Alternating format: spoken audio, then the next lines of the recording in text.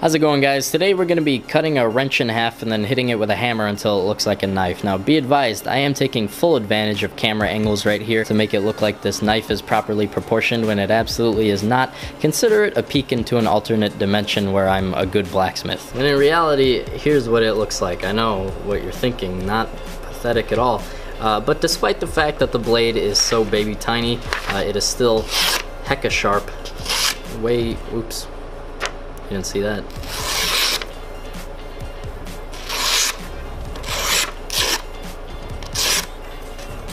I don't even have to stab it in.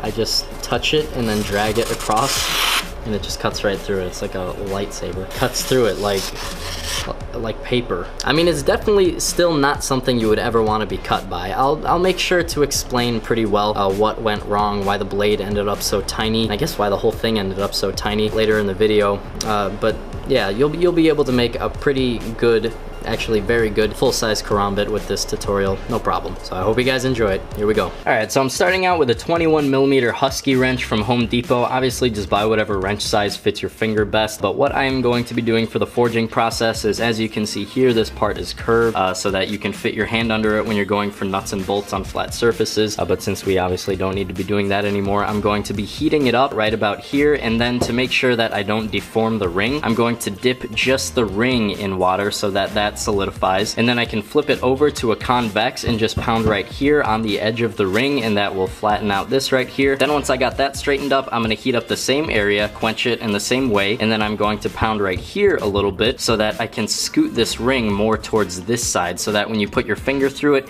it's not so pushed downwards. And it doesn't really come across on the camera very well, but the surfaces are actually curved, I would assume, to make the thing more comfortable to hold, but that's going to be a problem if I'm trying to put wood on the handle because the surface isn't flat. So I am going to be flattening out the surface. When I'm doing that, I have to pay special attention to make sure I'm not making this way too wide, so I have to keep on pounding it down this way and this way. So hopefully after I keep on doing that over and over and over, then I'll have something that is about this width but is perfectly flat. Then for the blade, I actually have no idea what I'm going to do for this, because when you hammer a bevel into one edge, it actually causes your piece to curve in the opposite direction, which is the opposite of what a karambit does. It has a bevel on this side, but it curves in that way. So I've got a feeling what I'm going to end up having to do is just do a really rough job on the curve and the bevel and then just clean it up on the grinder. Alright, that should be it. Now I'm going to give myself a little bit of a head start. Instead of cutting it off straight, I'm going to cut it off at an angle, just save myself a little bit of time shaping it.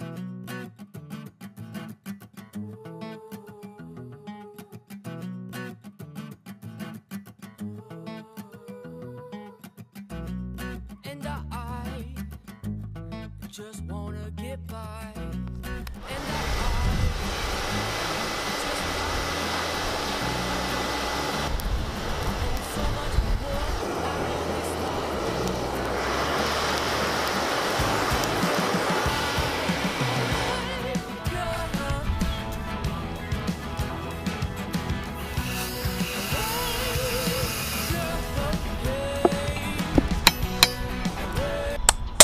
That was easy.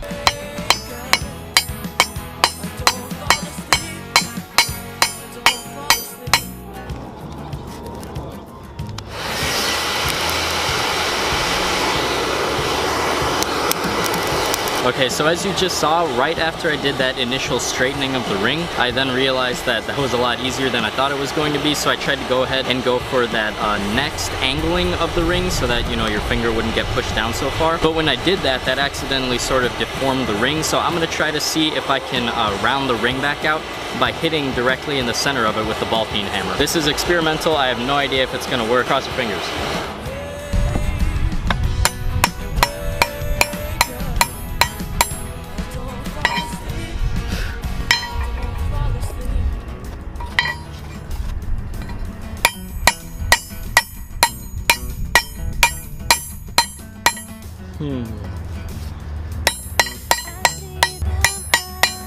I don't think that worked very well.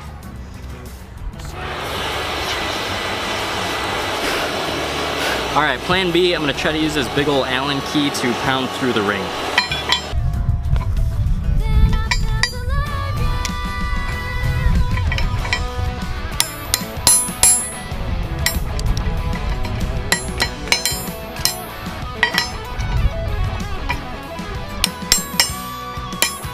And I think that worked about as good as I'm gonna get for now. I'm gonna work on the handle now and the blade.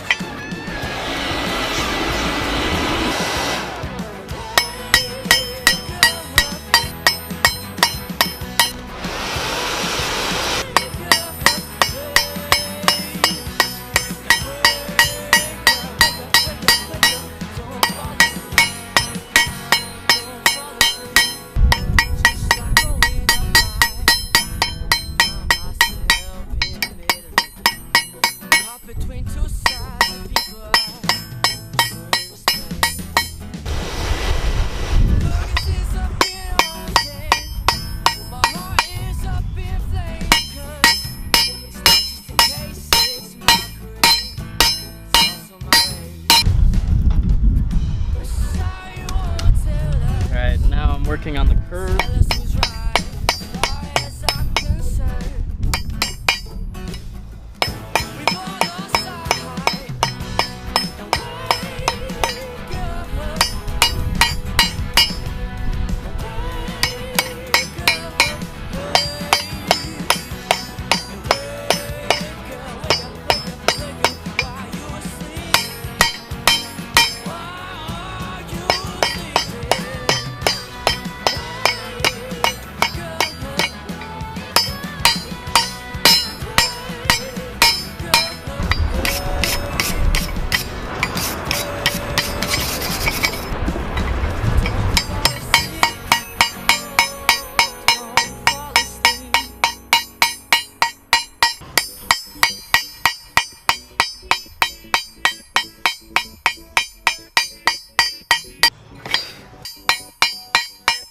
Alright, so I've got two options right now. At the time of me filming this video, I haven't actually filmed the intro for the video yet. So once I am filming the intro, what I can do, option number one, is to go, hey guys, how's it going? Today I'm going to be making a mini Karambit. I'm making it so small so it'll be easier to conceal and just pull some reason out of my butt to make it sound like I made it this small on purpose, when in reality I'm just not that good at blacksmithing right now. And I know that this is only my second ever blacksmithing project, so I can't be expected to be that good, so I'm not going to be that hard on myself. But for the sake of honesty and for the sake of just letting you guys know that even though I've been making stuff for a really long time, I still make mistakes all the time. So if you make mistakes on stuff, you really shouldn't be discouraged. The worst thing you can really do, even more than making a mistake, is giving up. So I'm going to take this thing, just try to salvage it and make the coolest thing that I can out of what I've got. The mistake that I made was underestimating how much material I would need to make the blade wider than this. So it looks at this point like the blade is not going to be any wider than the handle. I'm sure that's not that big of a deal. So I'm going to use a really low grit, like maybe 60 or 80 grit sandpaper on my belt sander, just to straighten out these edges right here. And then I'm going to move up to maybe 120 or 100 to clean off all of these hammer marks. And I'm probably going to use my Dremel tool to clean out the inside right here where the finger goes. So let's see what we can get out of this.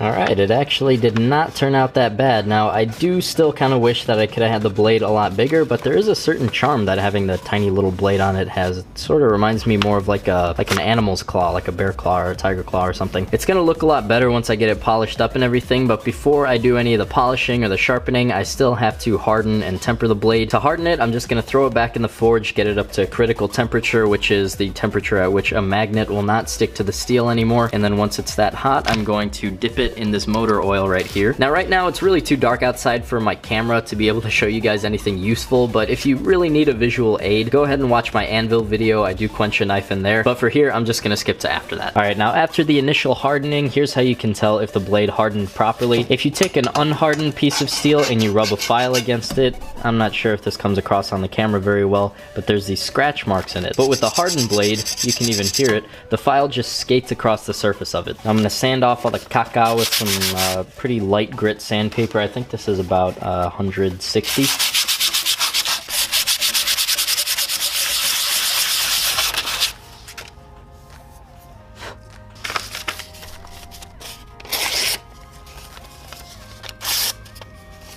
Now I'm going to temper it in this toaster oven at 425 degrees for probably about an hour. A good rule of thumb is when it turns gold. I may have over crispied this thing. You can see here the edge sort of started going bluish purple, but luckily this is not the blade. This is actually still part of the grip. The blade starts right here, and for the most part it stayed gold. And if I rub it with the file, it seems like it's still pretty hard, as opposed to the handle right here that you can see just gets completely scratched up because it was not hardened. So let's clean this thing up.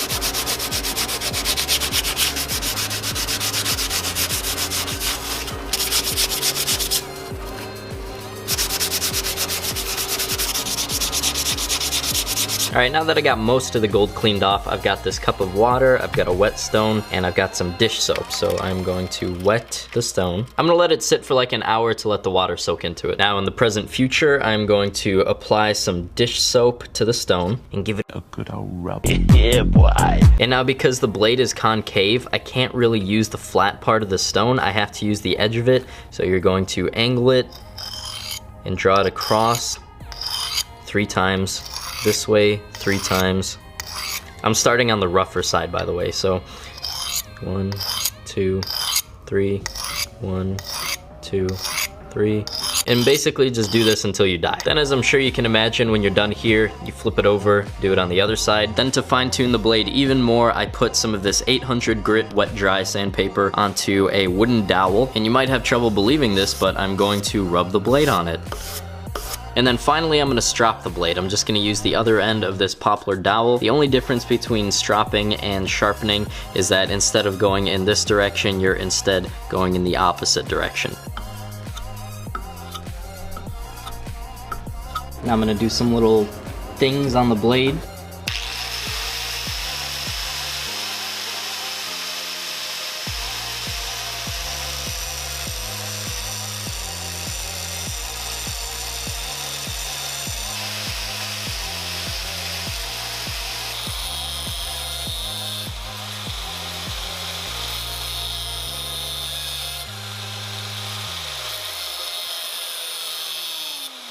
And there you go. After a quick little handle wrap, you got yourself a nice little tool made out of a different tool. Now you might be wondering why I decided to go with the paracord wrap instead of the wooden handle like I said I was going to in the beginning. Again, honesty time, guys. I could pretend like the main reason is that I think it would look kind of goofy having basically popsicle sticks stuck to the side of this thing and calling that a handle, because that's basically all I'd be able to do with the tang being so narrow. But if I'm being totally honest here, guys, I've been working on this for a week. I just kind of want to get this video finished. But truthfully, all jokes aside, I don't think we're missing very much with this paracord wrap handle right here. I do think it would look kind of funny with the skinny little wooden handle. And if I tried to make the handle any wider, then it would be wider than the blade, which would also look pretty dumb. So yeah, it's a shortcut, but I don't think it's a bad shortcut. And in case you guys noticed, the reason the paracord looks so thin is because I took the guts out of it. So this is basically just the skin of it. I had to do that to show the ergonomics of the handle a little better. So sorry it's a little shrimpy. Just don't do what I did and you should be fine. But that's just about all I got for today, guys. In fact, it is. So remember, guys, if you're not subscribed, it's always free, but missing out on some dank weapons isn't. Well, it actually is, but and just subscribe if you want. Thank you guys for watching. I'll talk to you later. Bye.